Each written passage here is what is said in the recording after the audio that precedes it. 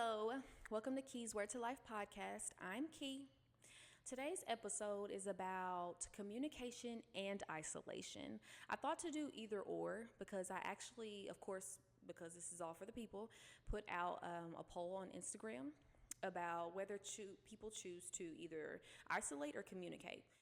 Newsflash, if you chose communication, congrats, you're an adult and we love that. Adults communicate even when they have something to say that they know might hurt the other person or they know might create some type of conflict or altercation. They still communicate and they go out there and they do.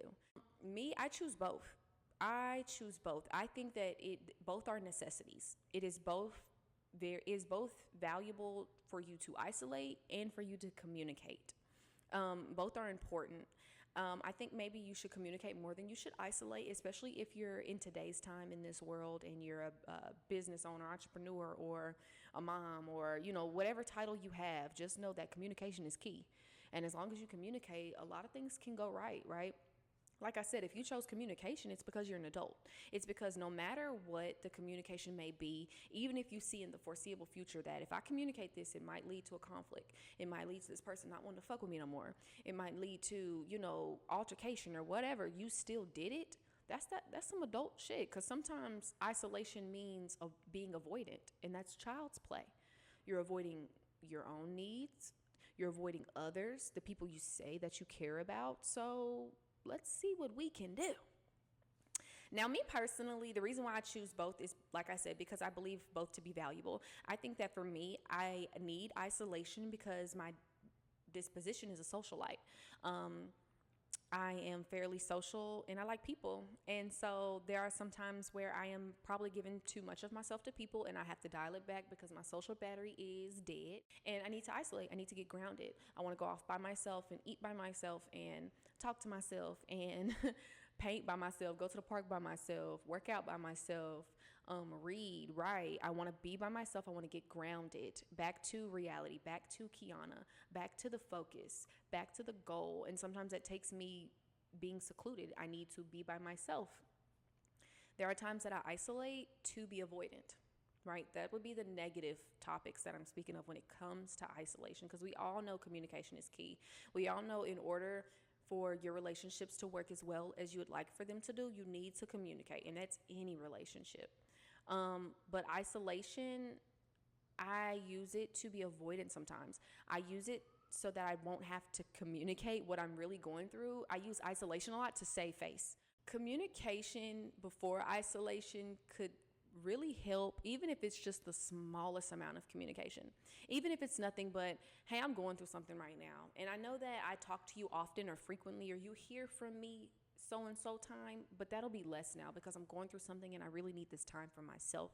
It could be as simple as that. Hey, I'm going through something. I'll hit you up when I can, or I'll hit you up when I'm feeling better, or this, that, and the third. Some people, it might take offense, but that is for those people to detach, right? That is for those people to detach and be like, okay, this isn't about me. This is about them and what they're going through. They said they need time. Let me respect them. Let me respect the person that I said I love and I care about and give them time.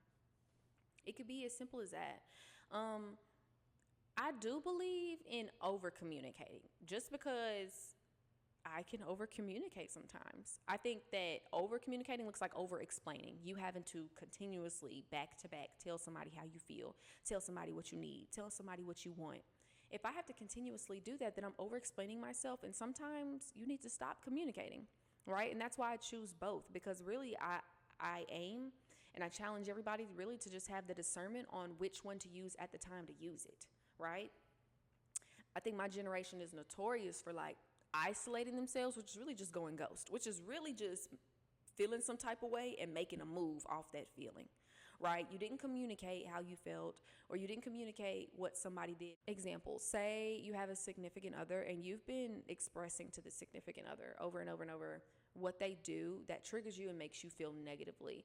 And whether they might care, right? But they might not have the tools to make the switch as quick as you might need it, or they might not give a fuck. They might just be hearing you and thinking, oh, that person won't really leave me alone. I don't really got to change. That's you need to make that decision on which they are. Either way, if they're not meeting your needs, it's important for you to communicate that so they can see where they lack, right? So they can see if they're a common denominator, right? It's important for you to be like, I've kept having to explain this to you. It doesn't seem like you're understanding, or it doesn't seem like you care, or it doesn't seem like you can meet me where I'm at right now, and that's okay. But I need to go now. Please don't text me anymore. I won't text you anymore. It could be as simple as that. But a lot of people is scary. A lot of people are scary. They be scared for some reason. That's what it comes off as, because keep in mind that's so important for you to let that person know where they lack.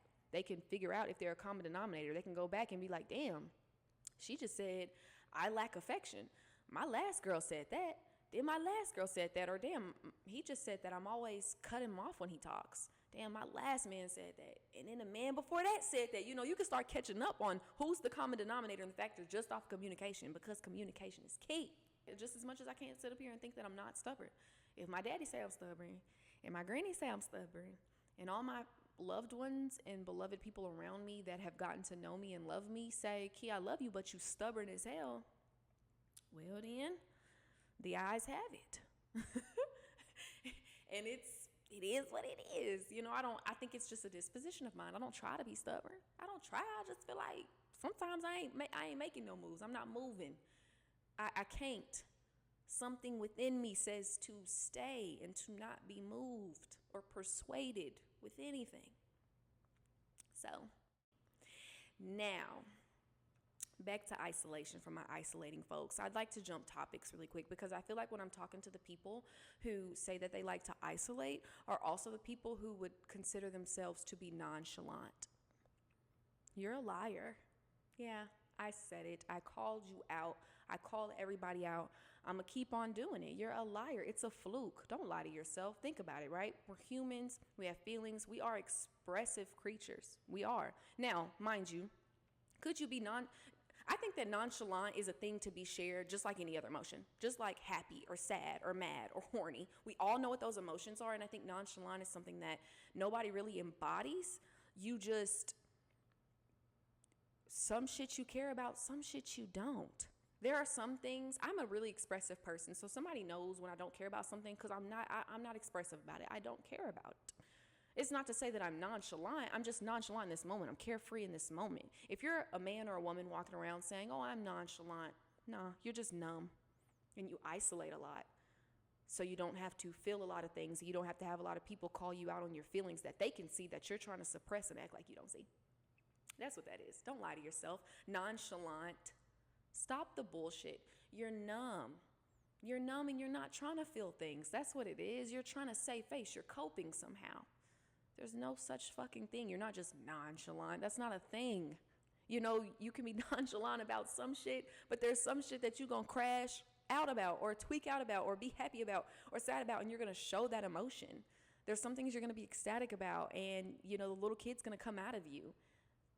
So you're not nonchalant. You don't embody that. That's not just a character trait. Stop that. I don't believe that. It's going to make me think you got issues. Yeah. It's going to make me think you have issues with your emotions and you're trying to run away from them and suppress them and pretend that they're not there. Stop the madness. Okay, let's get back on topic. Isolation. Tools to help you stop isolating when you don't need to, because at this point you're just vibrating low when you're isolating to avoid real shit. You're vibrating low. You know, you need to first and foremost know yourself. Become aware of why you like to isolate. You know, here's an example. I like to isolate for one or two reasons. One, I find to be fairly healthy. One, probably unhealthy as hell, right? The unhealthy part would be to be avoidant, to make people think that I'm never going through things. To not have hard conversations. I'm running away. Isolation is like running away. I'm being scary. Or, like I said, my social battery's down. I need to care for myself and love for myself. There are some things only Kiana can go through. Doesn't matter how many times I vent about it or invite people into my life to see what it is. It doesn't matter. Some things I can only go through, so I need to go through it. I need to go through that journey or that healing or that era that involves me isolating myself, and that is very healthy. I need that sometimes. Those are the times that I believe God to put me in, right? Those times where I isolate to be avoidant are the times that I believe that the devil's playing with me. So I think that I'm isolated, and it creates my mind to overthink I don't get any real answers. I feel confused. That, you know what, that's how I know it's the devil, because I feel confused sometimes when I even isolate within myself. Another part of me isolating is because, and other people, I'm sure, is because I might think I already know what the end is. Yeah. Sometimes when it comes to certain situations, because I'm so smart, that I think that I already know the outcome, or I've been through it so many times that I am creating a monolith of this person to think that you are just like everybody else. And so therefore here you are, I'm not going to communicate that or tell how I feel on that because I already know what it's going to be. That's false. I don't know shit. I don't know the future. I'm no fortune teller. I'm no psychic. Let me go ahead and communicate how I really feel to see how this plays out. Now, if it's what I thought I was, then hey, I'm a genius. I knew that already. But I would love to be proven wrong. So if you're going to prove me wrong, let me give you at least a chance to do that and not isolate. Let me communicate on how I feel. Now, on the other hand of communication is to over communicate. I've said it over and over and over again. Here I am. I'm over communicating and I'm over understanding. I'm understanding you too much on how you can't understand what I need and what I want as far as my communication. I've done all I can with communicating, and now I probably need to isolate from you. I probably need to go, but I don't want to leave without saying something. I'm going to say bye. Hey, this was fun. Hey, this friendship was cool. I realized it was just here for the vices. So now I no longer do vices. I no longer need this friendship. Now, I could be real. For a sensitive person, I can be real insensitive sometimes with how I say things. I need to be corrected when I'm wrong, okay? I do not doubt that. I'm always working on my compassion with people. I want people to know that I care. Sometimes, it isn't what you say, it's how you say things. So yeah, watch what you say and how you say things, because it's important, especially with women. With women, it ain't even really about what you say. Sometimes it be the tone. And sometimes with women, we can't even look past the tone to get to the message, and we should work on that as well. For sure, I wanted to talk about isolation and communication, and I don't want to necessarily be about a versus, which one, choose one. No, choose both. Choose to isolate sometimes and choose to communicate sometimes, because they are both necessary and needed. Choose better discernment on when to use it, when it should be used, and to make sure you're not weaponizing it. Some people weaponize isolation and communication. Silent treatment, like that's manipulation. That's weaponizing your communication. I'm not talking to you until this gets done. That is an ultimatum. And that's how shit ends real quick. Friendships, relationships, whatever. You know what I'm saying? And of course we got boundaries. There's things that we're not going to stand for.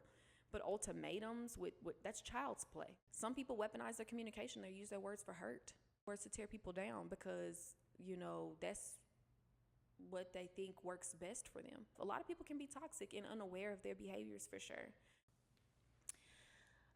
Yes, I hope I was able to be of help and spread some, love, light, and wisdom like I always try to do on this channel here. Thanks for tuning in. Y'all make sure to stay beautiful, okay? Bye.